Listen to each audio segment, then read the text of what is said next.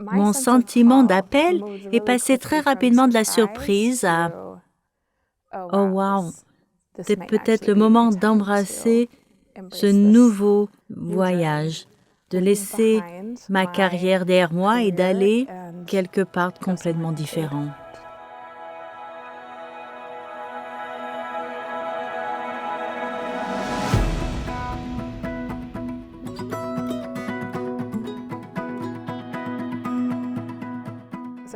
Je suis donc originaire de la côte ouest du Canada et j'ai grandi dans la banlieue de Vancouver, en Colombie-Britannique, et c'est là que je vis maintenant aussi, à Port Coquitlam. J'ai donc grandi dans l'Église. Mes parents sont membres de l'Église et l'Église a occupé une grande partie dans ma vie en grandissant et j'aime ma congrégation à Vancouver. Vous savez, l'une de mes frustrations quand j'étais enfant, c'était que personne ne me donnait de réponse facile. Je voulais savoir quelle était la bonne façon de voir les choses et les gens de ma congrégation n'étaient pas comme ça. Ils me disaient, tu dois en quelque sorte trouver ta propre voie spirituellement et théologiquement. Je pense que c'est probablement l'un de mes meilleurs cadeaux qui m'ont fait en grandissant, pouvoir en quelque sorte tracer ma voie et donner un sens au monde dans l'espace d'une communauté aimante. Je ne me suis jamais sentie seule dans ce voyage, j'étais toujours entourée de mes semblables. Et l'autre chose que j'aime dans ma congrégation, c'est qu'ils sont un peu des fauteurs de troubles. Donc, je suis une honnête fautrice de troubles.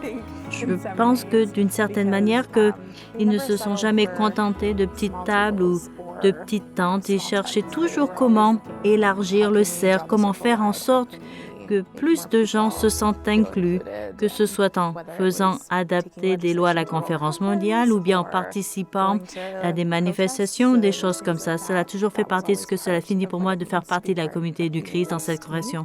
Je suis vraiment reconnaissante d'avoir été formée là-bas. Cet appel a été une grande surprise pour moi. Je ne m'y attendais pas. Mais je dois dire que c'est drôle la façon dont l'Esprit agit. Je suis vraiment enthousiaste. C'est un grand changement dans ma vie que de laisser derrière moi ma carrière précédente et de me lancer avec audace dans quelque chose de nouveau. Je me suis toujours demandé si je pourrais travailler pour l'Église un jour. Je n'étais pas à un moment de ma vie où je pouvais vraiment y réfléchir sérieusement. Et j'ai commencé à parler à des gens. Et puis, tout l'été, j'ai continué à entendre l'hymne « You have come down to the lakeshore » qui parle d'appeler et de laisser derrière soi ce petit bateau pour partir à la recherche d'autres mers. Et chaque fois que j'entendais cet hymne, je pleurais. Et je me demandais si un appel me parvenait d'une manière ou d'une autre.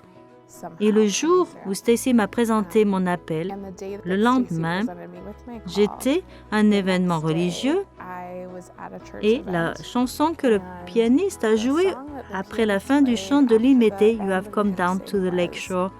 Je me considère comme un leader depuis le lycée, mais je pense, d'après ce que les gens me disent, en tout cas, que c'est mon calme sous la pression, mon sentiment d'être ancré dans l'esprit, dans tout ce que nous faisons, que ce soit une réunion de travail, un petit groupe ou tout autre type de relation individuelle.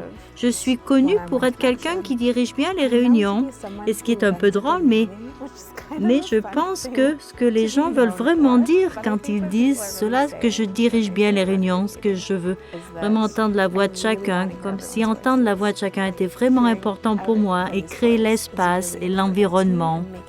Dans les mots que je prononce, dans le langage corporel que j'adopte, dans, vous savez, l'endroit où nous créons ensemble, où les gens se sentent en sécurité pour partager, où ils sentent que leur voix est entendue. C'est vraiment important pour moi. Je pense que nous pouvons le faire lors d'une bonne réunion, nous pouvons aussi le faire en tête-à-tête et nous pouvons aussi le faire depuis la chair.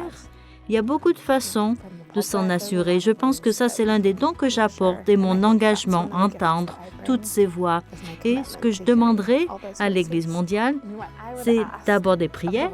Nous sommes nombreux à être nouveaux dans ce travail Et nous avons besoin de tous. Nous avons besoin de toutes les prières, tout le soutien que nous pouvons obtenir. Je dirais aussi que j'ai besoin de votre voix, comme j'ai besoin d'entendre. Je sais que c'est de le faire dans ma congrégation, dans mon centre de mission, mais je ne sais pas ce que sera de le faire pour toute l'Église. Donc, je veux entendre des points de vue que je n'ai jamais entendus auparavant. Je veux entendre des commentaires.